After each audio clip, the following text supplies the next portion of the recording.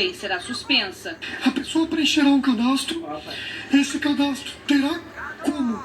A pessoa terá a possibilidade de juntar o laudo pericial do médico particular neste cadastro, e aí sim, todo o tratamento do benefício por incapacidade será sem a necessidade de uma perícia médica presencial nesses momentos de crise. Os primeiros 15 dias de afastamento do trabalho, período que é pago pelas empresas, também ficarão por conta do INSS quando o beneficiário estiver com o coronavírus. A Itália superou hoje a China no número total de mortes provocadas pelo coronavírus. Mesmo em quarentena há 10 dias, os italianos não conseguem controlar o ritmo de contaminações no país. Foram mais de 5.000 nas últimas 24 horas. A Itália está em luto. Já são 3.405 mortes, mais do que o total registrado na China, onde o vírus foi identificado pela primeira vez. O país registra quase 700 casos para cada 1 milhão de habitantes. Desde o início da semana, o ritmo de mortes em solo italiano é de 1 a cada 3 minutos e meio. Em Bérgamo, na região norte, são tantos corpos que o crematório e os cemitérios não dão mais conta. 15 caminhões do exército tiveram que buscar os caixões e levar para cidades vizinhas. E que os italianos temiam, aconteceu. Os hospitais da Lombardia, área mais atingida pela doença, não tem mais vagas. O governo local informou que falta espaço até mesmo nos prontos socorros. A esperança agora são os hospitais de campo, com tendas improvisadas para atender pacientes do novo coronavírus. Nem as autoridades, nem os especialistas, ninguém aqui na Itália se arrisca a dizer ao certo quando o país finalmente vai conseguir controlar o número de contaminações e voltar a ter uma vida normal. Isso porque, para diminuir o contágio, é preciso a colaboração de toda a população. E mesmo com as medidas restritivas e com a ameaça de poder pegar até 12 anos de cadeia, muita gente ainda insiste em desobedecer à quarentena. Nos últimos 8 dias, mais de 50.000 pessoas foram denunciadas pela polícia. O governo vai reforçar o controle, colocando mais homens do exército nas ruas. Os italianos, até então acostumados a oferecer ajuda humanitária aos países mais pobres, agora pedem socorro. E a China, que ao que tudo indica, já passou pela pior fase da epidemia, se comprometeu a ajudar. Mandou uma equipe de médicos com 20 toneladas de equipamentos para auxiliar a Itália a enfrentar a mais grave emergência da sua história recente. A Covid-19 já matou mais de 10.000 pessoas no mundo inteiro. A boa notícia vem da China, que pela primeira vez não registrou casos de transmissão interna no país.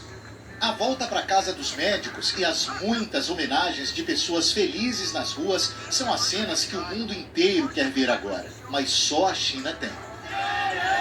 Pela primeira vez desde o início da crise, os chineses não registraram um caso sequer de transmissão interna do vírus. Todas as últimas 34 contaminações confirmadas vieram de fora do país. Um contraste com todos os outros cantos do mundo. Iran is about 590.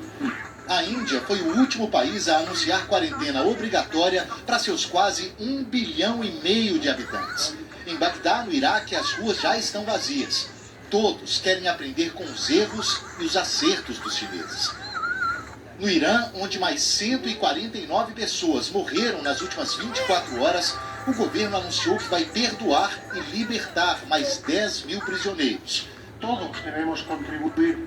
Na Europa, o rei Felipe VI fez um apelo por unidade e responsabilidade aos espanhóis. Já são mais de 800 mortes no país. O exército foi convocado para desinfectar o aeroporto de Madrid. 40 hotéis da cidade vão virar hospitais provisórios. Sinal de que o que está ruim deve ficar muito pior. Embora a Organização Mundial da Saúde recomende máscaras para quem está doente ou para quem lida diretamente com contaminados, o uso da proteção passou a ser obrigatório na República Tcheca. Na Alemanha, vai faltar gente para a colheita de aspargos. Milhares vêm todos os anos de países mais pobres do leste europeu. Tenho certeza de que não encontraremos alemães para fazer a colheita ganhando o salário mínimo, disse o dono desta fazenda. Aqui em Londres, as ruas estão cada vez mais vazias. Este era para ser um dos horários mais movimentados nesta, que é uma das maiores estações da zona oeste da cidade. A capital britânica, segundo o governo, está 3 semanas à frente do resto do país no ritmo de contaminações e tem quase metade dos casos confirmados. Hoje, 40 estações de metrô já foram fechadas. Até a Rainha Elizabeth deixou a capital. Foi levada para o Palácio de Windsor. Nas ruas cada vez mais desertas, muita gente não notou os necrotérios provisórios que estão sendo erguidos. Apesar de tudo, é preciso quebrar o silêncio, ainda que seja para um público que não existe mais. No Reino Unido, as medidas de combate à Covid-19 ainda não são tão restritivas quanto as adotadas por outros países da Europa. Vamos agora ao vivo até Londres falar com o correspondente Sérgio Ucci. Boa noite, Sérgio. Essa postura do governo britânico pode mudar? Boa noite, Raquel. O governo acha que se impuser muitas limitações agora, mais à frente, as pessoas podem acabar relaxando e isso poderia causar uma segunda onda de contaminações. Então as medidas estão sendo tomadas aos poucos e a tendência é que fiquem bem mais restritivas, principalmente em Londres, que já está bem diferente. Ainda assim, eu percebo que muitos vão precisar de uma imposição mesmo para colaborar. Hoje eu fui ao supermercado e fiquei impressionado com a quantidade de prateleiras vazias. Faltavam desde vegetais a produtos de limpeza e todas as redes já avisaram que estão preparadas desde que, claro, as pessoas comprem apenas o que precisam. Hoje, o primeiro-ministro Boris Johnson disse que os 3 próximos meses serão bem difíceis, mas que depois disso a maré pode virar. Claro, se todo mundo contribuir, Raquel. Obrigada, Sérgio. Se cuida aí. Os Estados Unidos já têm mais